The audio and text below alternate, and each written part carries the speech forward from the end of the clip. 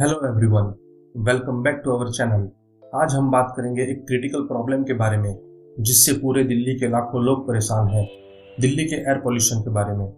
मैं गणेश स्वागत करता हूं आप सभी का। तो चलिए शुरू करते हैं। जैसे आप सभी देख रहे हो, दिल्ली अभी एयर पोल्यूशन फेस कर रहा है, लेकिन इसके पीछे का कारण क्या है, चलिए इसे समझते हैं। राजधानी दिल्ली में दिवाली की सुबह में अगले 24 घंटे में हवा पूरी तरह से बदल गई। प्रदूषण का स्तर कई इलाकों में 900 के पार पहुंच गया है। वहीं नोएडा में AQI 500 दर्ज हुआ है। AQI air quality index. AQI को गुणवत्ता सूचकांक कहते हैं। दरअसल ये एक नंबर होता है जिसके जरिए हवा की गुणवत्ता कितनी खराब है या कितनी बेहतर इसका पता लगाया जाता है। साथ ही इसके जरिए भविष्य में किस शहर में प्रदूषण स्तर कितना होने वाला है इसका भी पता लगाया जाता है। Causes of air pollution in Delhi. वायु प्रदूषण वातावरण में रसायनों, कणों या जैविक सामग्रियों का प्रवेश है जो मनुष्य के लिए असुविधा, बीमारी या मृत्यु का कारण बनते हैं। अन्य जीवित जीवों को नुकसान पहुंचाते हैं, पर्यावरण को भी नुकसान पहुंचाते हैं। क्षेत्र का विकास काफी हद तक अनियोजित रहा है और अक्सर हवा में हानिकारक रसायन फैलाने वाली औद्योगिक unit residential and commercial area में स्थित होती है। वाहन यातायात में वृद्धि और इसके परिणाम स्वरूप वायु और ध्वनि प्रदूषण में वृद्धि हुई है, जो दिल्ली में मेट्रो के बावजूद कम नहीं हुई है। दिल्ली में प्रतिदिन लगभग 8000 मिलियन टन ठोस कचरा उत्पन्न हो रहा है। हालांकि अधिकारी प्रतिदिन लगभग 5000 से 5500 मिलियन टन कचरा ही साफ कर पाते हैं। इससे कूड़े का ढेर लग जाता है। इसमें उद्योगों से निकलने वाले खतरनाक और गैर खतरनाक कचरे की गिनती नहीं की जा रही है। बड़े पैमाने पर कंस्ट्रक्शन एक्टिविटी से धूल प्रदूषण बढ़ता है। पराली जलाने से भी क्षेत्र में वायु प्रदूषण होता है। सर्दियों के महीनों के दौरान पंजाब, हरियाणा और राजस्थान में बड़े पैमाने पर पराली जलाने के कारण दिल्ली NCR में धुंध की मोटी चादर छा जाती है।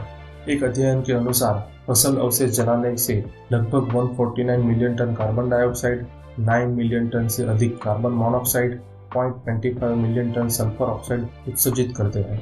पटाखे हालांकि प्रदूषण का शीर्ष कारण नहीं है, पर फिर भी समस्या में योगदान करते हैं। Impact on health. वायु प्रदूषण के कारण होने वाली समस्याएं। वायु प्रदूषण मानव स्वास्थ्य को गंभीर रूप से प्रभावित करता है। यह बच्चों में जन्म के समय कम वजन, TB, अस्थमा, मोतियाबिंद आदि का कारण पाया जाता है। कई अध्ययनों से उच्च कणीय वायु प्रदूषण वाले क्षेत्रों में क्रॉनिक ब्रोंकाइटिस के लक्षणों की अधिक व्यापकता का पता चला है। नेशनल जियोग्राफी के अनुसार बाहरी या घर के अंदर वायु प्रदूषण के प्रभाव से हर साल दुनिया भर में लगभग 2.5 मिलियन लोग मर जाते हैं। Government initiatives. दिल्ली NCR में वायु प्रदूषण के खतरे से निपटने के लिए केंद्र सरकार और राज्य सरकारों द्वारा कई कदम उठाए गए हैं। कुछ उपाय हम आपको बताएंगे।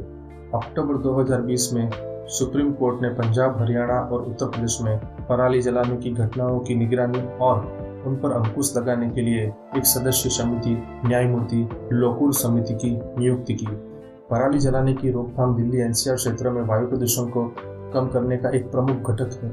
किसानों को टर्बो हैप्पी सीडर खरीदने के लिए सब्सिडी प्रदान की जाती है, जो ट्रैक्टरों पर लगी एक मशीन है जो पराली को काट और उखाड़ सकती है और पराली जलाने की आवश्यकता को समाप्त कर देती है।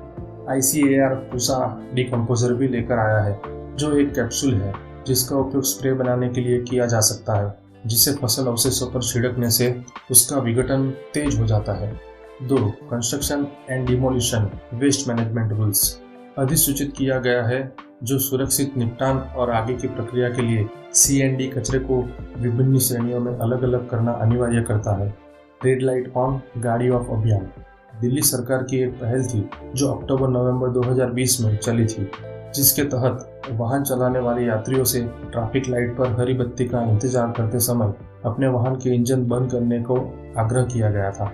दिल्ली सरकार द्वारा ऑड इवन नियम लागू किया गया था, जिसके अनुसार ऑड एंड इवन रजिस्ट्रेशन वाले वाहन वैकल्पिक दिनों में सड़क पर चलेंगे। इसका उद्देश्य विशेष रूप से क्षेत्र में धुंध को कम करना था। पर्यावरण, जलवायु परिवर्तन और वन मंत्रालय ने 2017 में graded response action plan GRAP को अधिसूचित किया। ये संस्थागत उपाय है जो तभी उठाए गए जाते हैं जब दिल्ली NCR में हवा की गुणवत्ता एक निश्चित सीमा से अधिक खराब हो जाती है।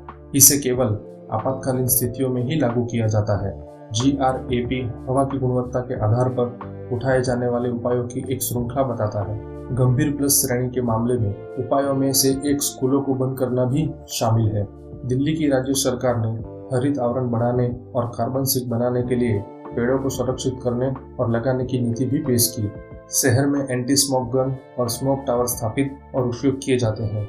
एयर पोल्यूशन को खत्म करके हमें आगे बढ़ने का रास्ता कैसे मिलेगा, जिसके लिए सरकारों और नागरिकों दोनों को अपनी भूमिका निभानी चाहिए। सरकार को सभी आवश्यक कानूनों को लागू करना चाहिए और यह देखना चाहिए कि वे ठीक से लागू हो। नागरिकों को कानूनों और विनियमों को पालन करना चाहिए और अपनी भूमिका भी निभानी चाहिए। वनीकरण उपायों को प्रोत्साहित किया जाना चाहिए। इलेक्ट्रिक वाहनों के उपयोग को प्रोत्साहित किया जाना चाहिए। Thank you for joining on this journey to unmask Delhi's air pollution crisis. If you found this video informative, don't forget to like, share and subscribe. Together, let's work towards a cleaner, greener future. Jai Hind.